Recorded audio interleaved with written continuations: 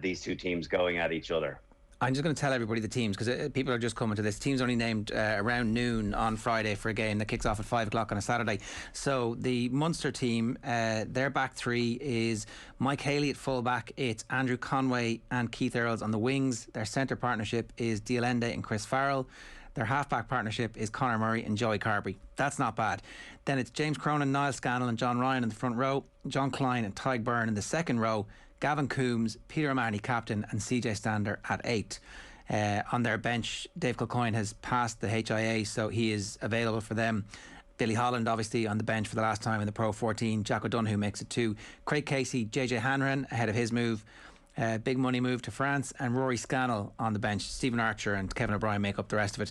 For Leinster, it's interesting that they've gone for Jordan Larmour on the wing, James Lowe's on the bench, so it's Jordan Larmour, Hugo Keenan and Dave Carney keeps his spot in the centre. It's Robbie Henshaw at 12 and Rory Loughlin at 13. Ross Byrne starts at 10 with Sexton on the bench.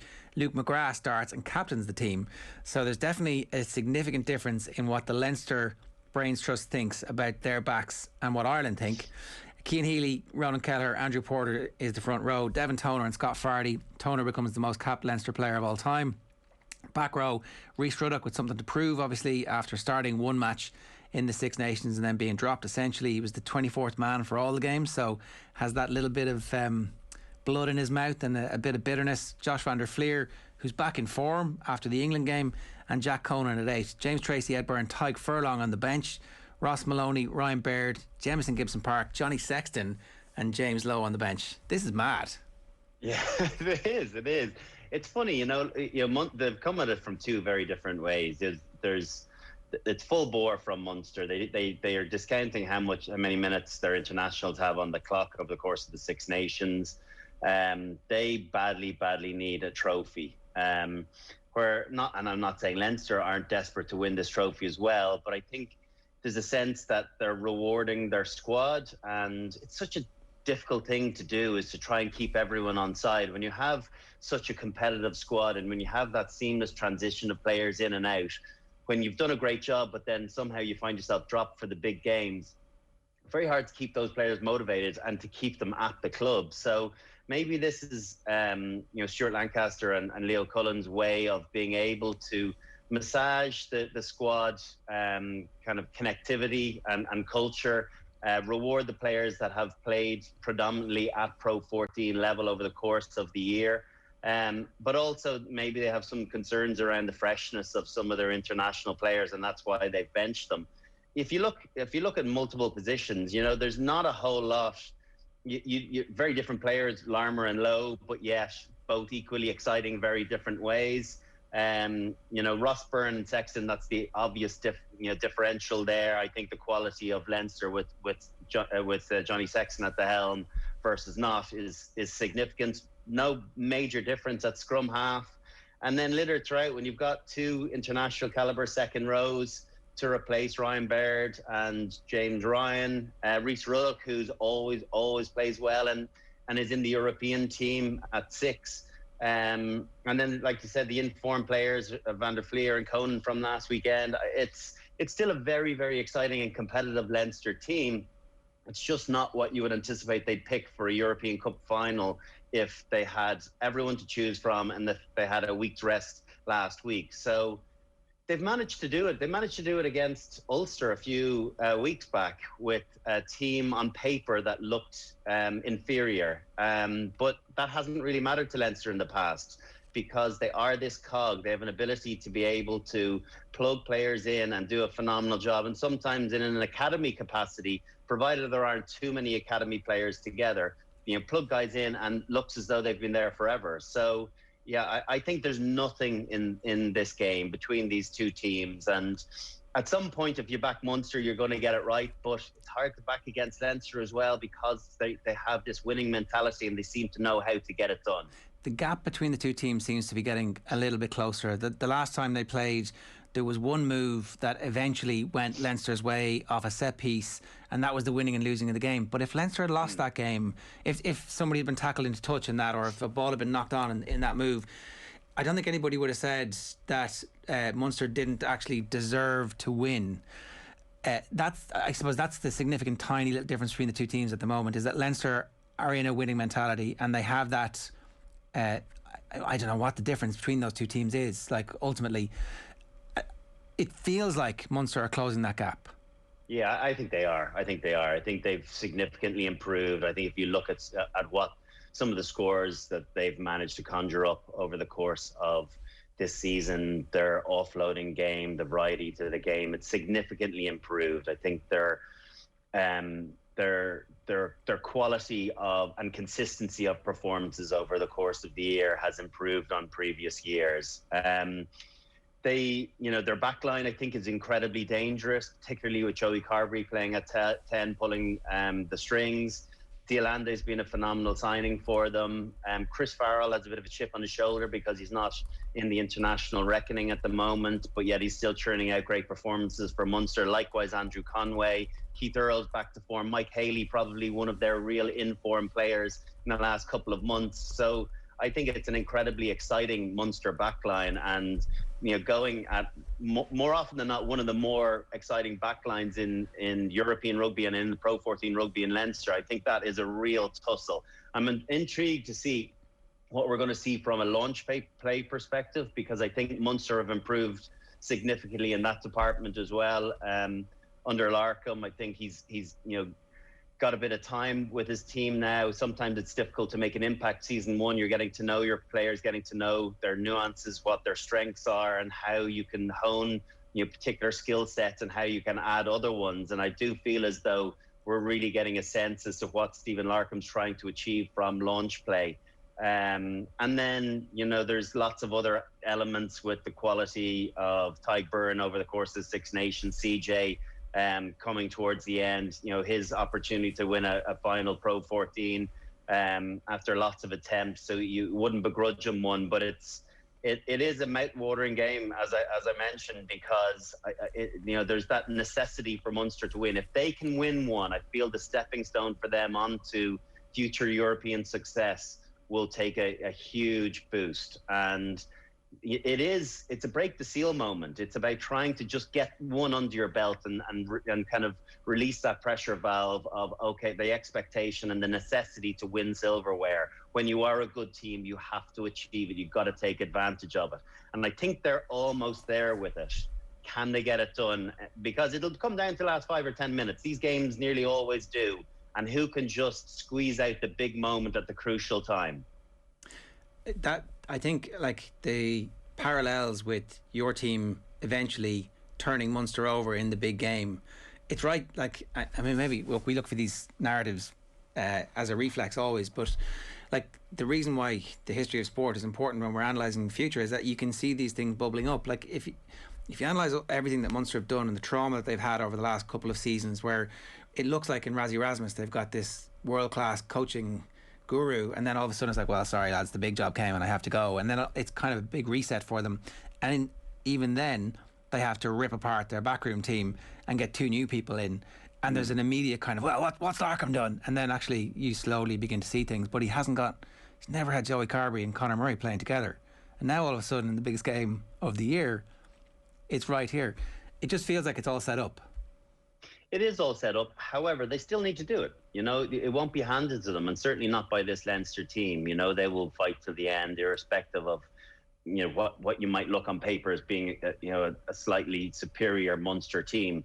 You still have to go out and grind it out. And knowing that you have 3 Europe or 3 Pro 14s, is it 4 in a row they're looking for in their back pocket? They've got a European Cup a few seasons ago. There's a comfort and an ability to be able to play a little bit more relaxed in key games when you have that armory and when you have that contentment.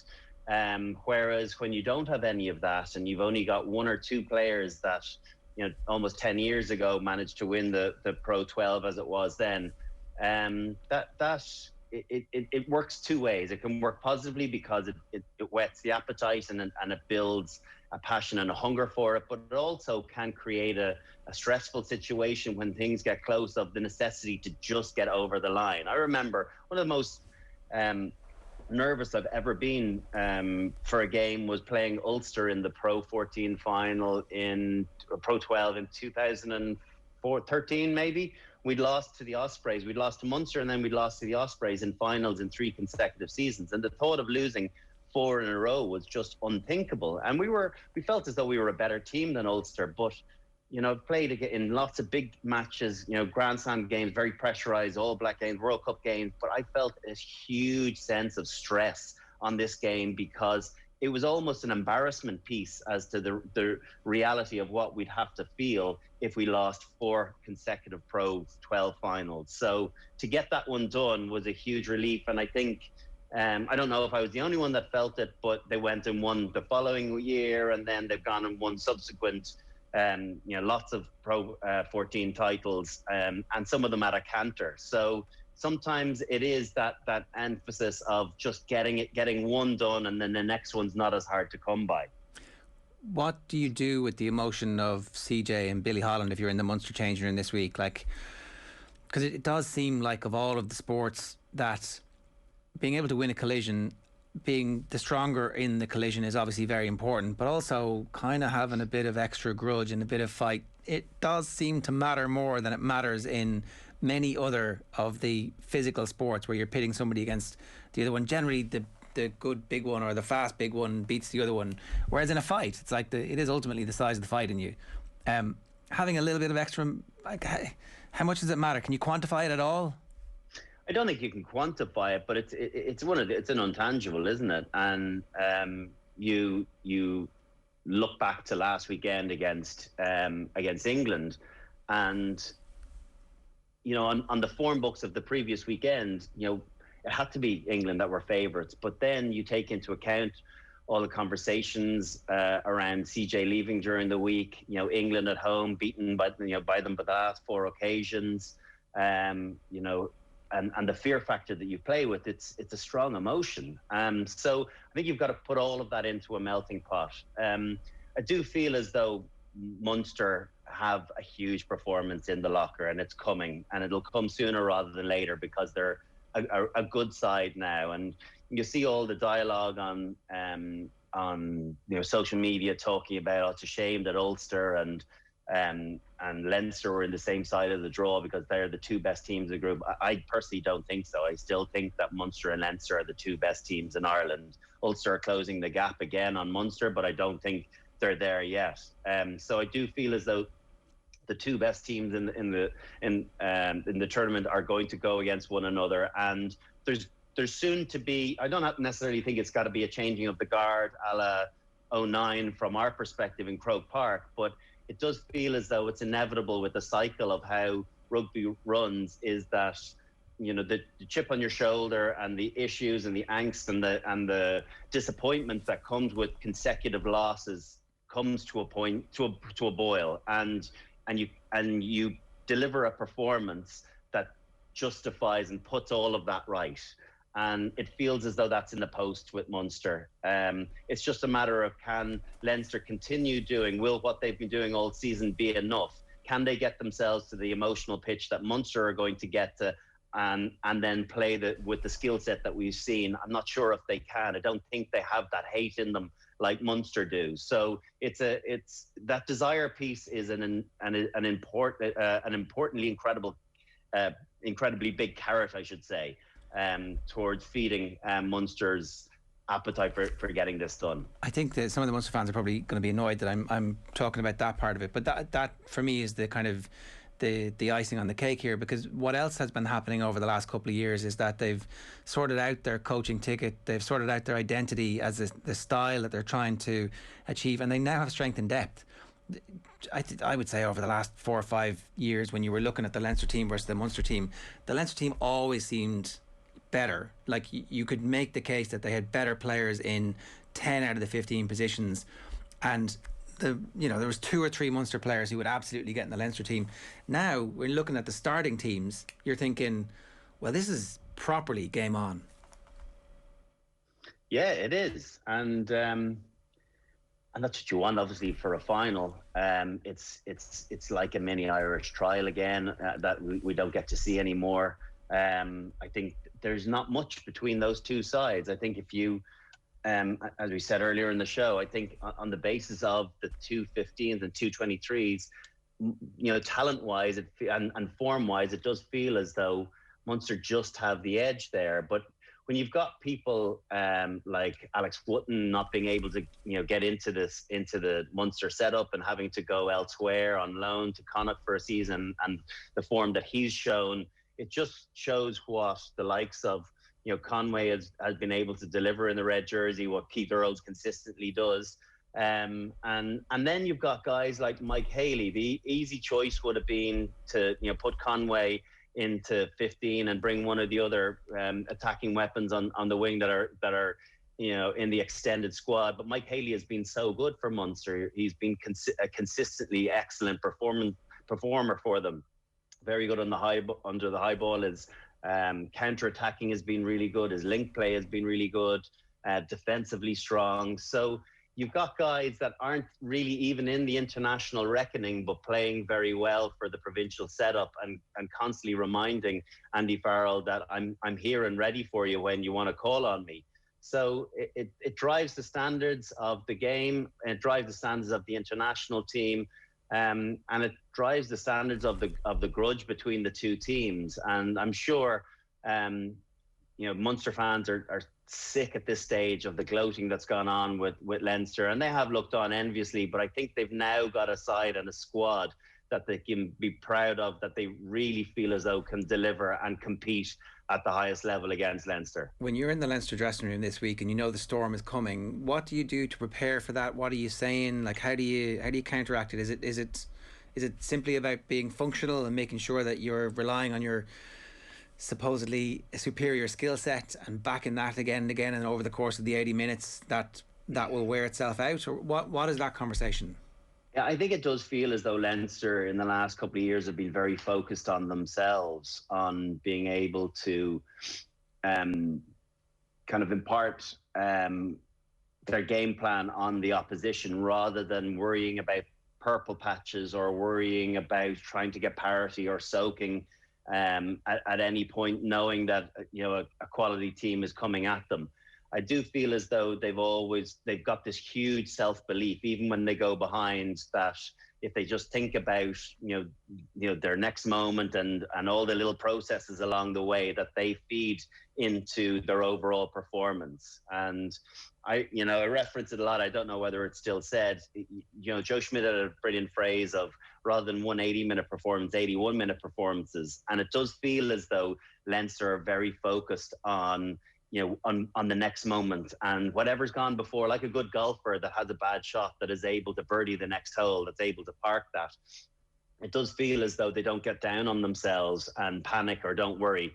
You look at last weekend's result and performance against Ospreys, that's probably contradicting those exact points, because they did tighten up a little bit, but in fairness, it was an awful lot of younger guys. Whereas if you look at this team and you look at the internationals on the bench as well, I don't think you will get that reaction from them when Munster do take a lead and they do get in front. They will back their ability to be able to score tries and squeeze pressure and force penalties and push their game plan on the opposition. So it's been a very internalised focus for Leinster the last couple of seasons, kind of a way that the All Blacks or some of the big international caliber teams look at things, of trying, if we play our best game, other sides can't survive with us. So let's try and do that first and foremost.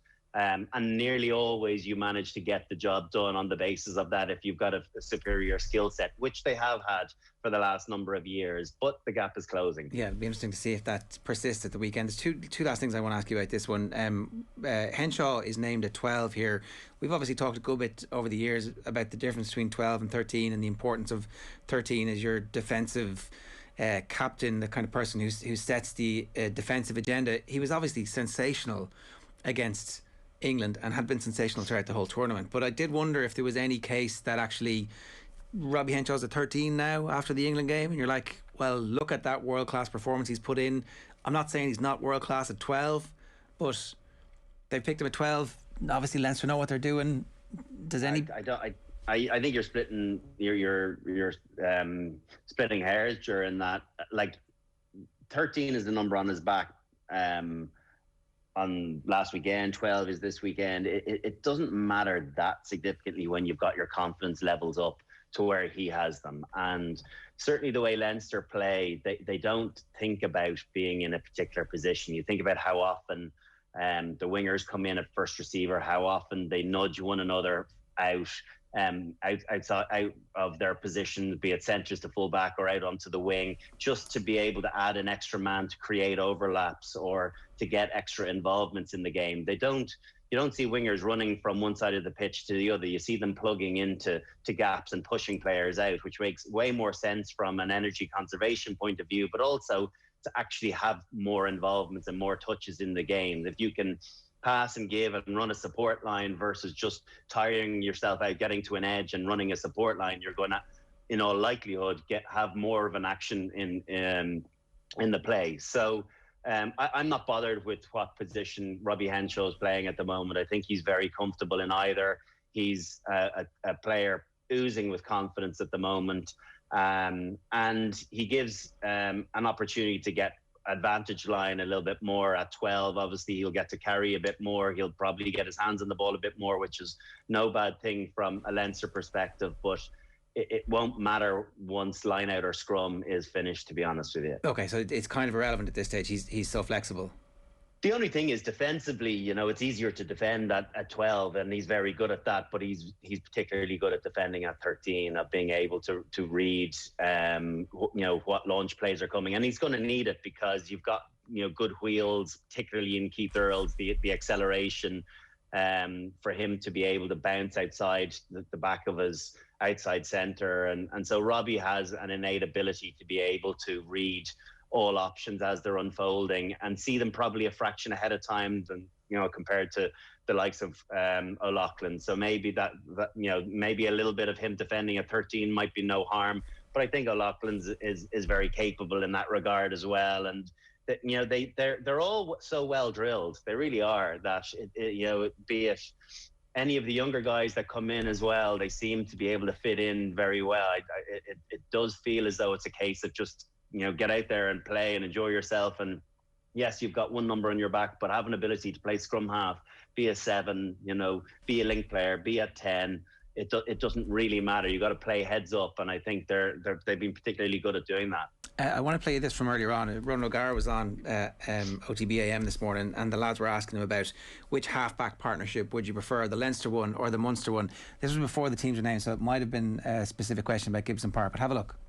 If it's Carberry and Murray versus Sexton and Gibson-Park, for example, and there might be some slight differences in that, if you were to have to pick a combination to win, let's say it was a Lions test tomorrow, which combination would it be? It would be Murray-Sexton. Of Carberry and Murray or Sexton and Gibson-Park? Yeah, it would be Murray and Sexton. But if you couldn't, to play you can only have a partnership, is it? Exactly, yeah. Either the Munster partnership or the Leinster one. Not making it that easy for you. Yeah. But sure, you're not.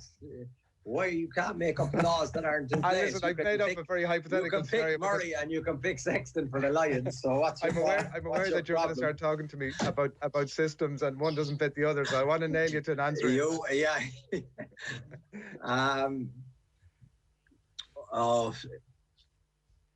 If you're playing that, if you wanted to put no, you're not getting an answer, Adrian, enough, because it's a nonsense question. You can't. Four of them can go on the Lions. So. Who's got the better halfbacks, Munster or Leinster? But it's Sexton coming up against Carb. It doesn't work like that. Yeah. Sexton is running the show for his team, and Carberry's running the show for Munster. So you're so dependent on your front five. If your pack in front of you, never mind the back row, if the front five are winning collisions and you're a metre ahead on the gain line, it gives you an extra second on the ball, which gives you an extra second to pick space, gives you an extra second to execute a better pass or a kick. It's as simple as that. And I know from the front five I had Munster, it's so much of your game is dependent on these guys. Be it a scrum, can you get a right shoulder angle up to launch a play off, your line out drive, can you squeeze energy out of the team there? There are so many games within games, and especially tomorrow night, it'll be fascinating to watch. Raj wasn't having Adrian Barry's question there, Brian, but Munster coach in the waiting right there. Yeah. See that? No, he's on the fence. That is, he doesn't want to come in a season or two and have Murray and Carberry still there, and for him to, when the next time they come up against Leinster, it's Gibson-Park and Sexton. He was like, did you not tell us that the better partnership is Sexton and Gibson-Park? It's exactly what that is. It's Father Ted. They all have lovely bottoms, I believe, is the answer he was reaching for. Well, now that the teams are named, who has advantage at halfback when it comes to this game tomorrow evening at 5 o'clock? I think Munster do.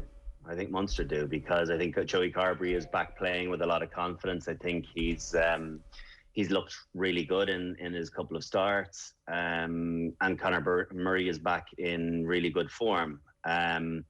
He's just come off the back of one of his great performances for Ireland for a number of years. He's replaced Gibson-Park, who was reasonably good over the course of the Six Nations without being exceptional. And then Ross Byrne, who's been a bit part player for Ireland and almost a bit part player for Leinster over that period of time as well. But I do feel as though on the balance of things that Munster have